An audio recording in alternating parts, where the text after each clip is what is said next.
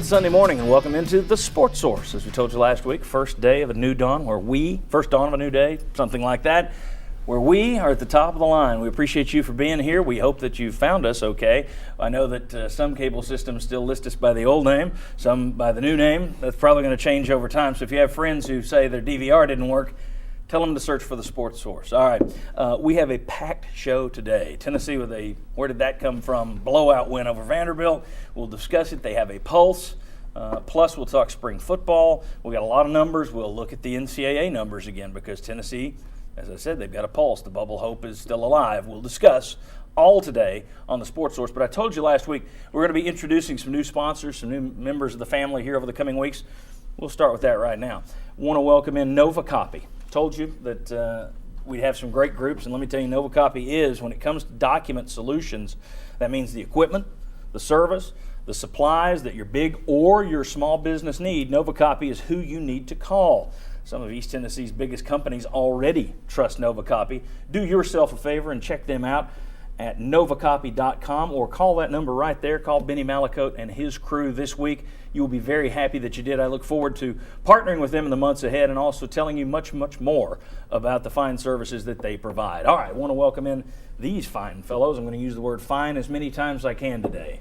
Jimmy Himes of the Sports Animal. You have very fine-looking hair. Fine Jimmy? to be here. Okay, and right here, Mark Pankratz, who, of course, played for Bruce Pearl, was on the staff under Bruce Pearl, staff at Conzo Martin, and I forgot last week to mention father for the second time. Congratulations. Thank you. Landry Shea. Yep, that's it. Congratulations, Thank man. you. And right over here we have Mike Strange, Knoxville News Sentinel. Glad to have you back from your road trips. Don DeVoe, folks saw you out on the court yesterday with Dale Ellis, former Vol coach, 500 games plus winner in college basketball. Thanks to both of you guys.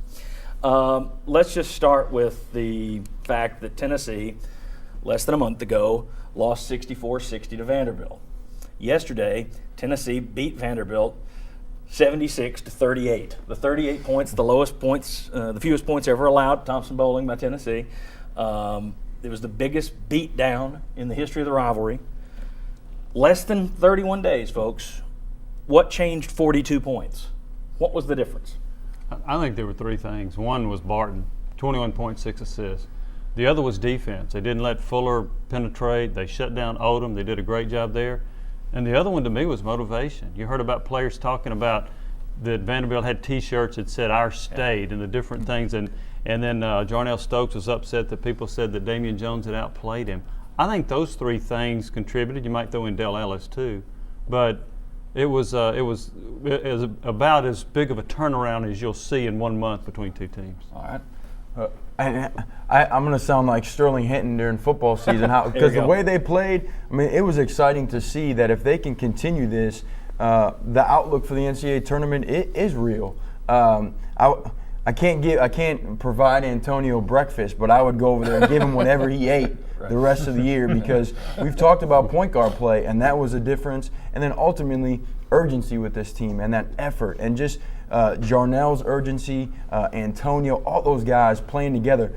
Jordan not taking as many shots as normal and sacrificing some of that. We looked like a basketball team as opposed to some guys with some different agendas trying to accomplish some things on their own. Guys, thoughts on the differences? Well, you look at Kentucky last year. They go to Lexington, lose by, 15, 16 points, probably come back and beat Kentucky by 30. Here, same thing, which somebody pointed out yesterday, Conzo Martin now holds the Tennessee's biggest win over Vandy, biggest win over Kentucky. Interesting. Don. John, in my opinion, it's all about focus. You got the same players. Tennessee had, the best players on the floor. Tennessee has 5 better basketball players, and they have more experience than Vanderbilt. And the difference, of course, was at Vanderbilt, Tennessee shot 20% from the three-point range, and yesterday they shot 40%. And as Jimmy and Mark pointed out, we just defended them. And it was payback. Payback is hell in the Southeastern Conference. They got it. Kevin Stallings learned that one. I do want you hit on my view, and we can sit here and talk about all the different things. Basically, it boils down to if you're hot, you'll win. If you're cold, you'll lose. Let me show you the numbers from the previous game in Vanderbilt. Tennessee on the night shot 37%, 30% from three-point range. Vandy was 50% from the field, 40% from three-point range. Fast forward to Tennessee's big win. Vol shot 50+. shot 48% from three. Vanderbilt down to 20 and 20% down there. To me, it's pretty simple. Yeah. Shoot. If you hit your shots, you win. That's why I think basketball is kind of a crazy sport. I'll extend it to a little bit more. A lot of time, I thought Tennessee ran its offense a lot better. You get better shots, you're going to shoot better. If you're not running your offense like they did at Vanderbilt, and you're jacking up shots and beating the shot clock, I think that affects you. But one interesting stat about that game, at halftime, Tennessee had as many three-pointers as Vanderbilt had field goals, 7. Compared to what was going on in Nashville, they couldn't hit the Cumberland River. Right. Go ahead. Well, and ultimately, I don't think this team needs to be shooting 21 three-pointers a game to be successful in the long run. But like Jimmy's point was, where they were coming from, they were coming out of an offense inside out. Jarnell getting doubled, being patient, kicking it out for open threes was a big difference. All true, and of course, the level of the amount of defense you play can also affect the other guy's shooting percentage. Right. But Antonio Barton, 0 points in his last game, 21 points. That's not just the ball moving better. He was hot yesterday. He was. I mean, I think that's part of it. Some of it's just fluky luck in that sport. And the big lead at halftime. Second half, Tennessee came out and for a long time in the second half was not shooting the ball well at all. But that defense, that determination, that intensity never wavered, and that kept Vanderbilt from Making a run. yeah. Yeah, John, I'll go back to what I said earlier. It's about focus. This team, as Mark pointed out, they reversed the ball. They were patient. They weren't patient over in Nashville. They weren't patient because, again, Tennessee's 5 players on the floor are better than Vanderbilt. So they have more experience. They're more athletic. And Tennessee's taking advantage of getting the ball inside. There's people in the Southeastern Conference can't handle our meat in and around the basket. We've got beef, and I'm telling you, it's hard.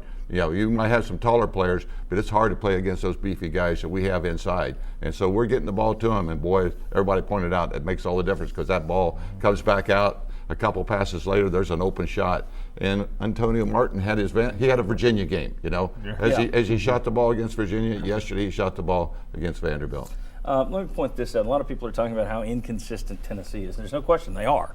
But doing the Mr. SEC website, you get to hear from all of the fan bases, and they're all saying the same thing, with the exception of Florida and Auburn and Mississippi State. Everybody else is saying, well, we're too inconsistent.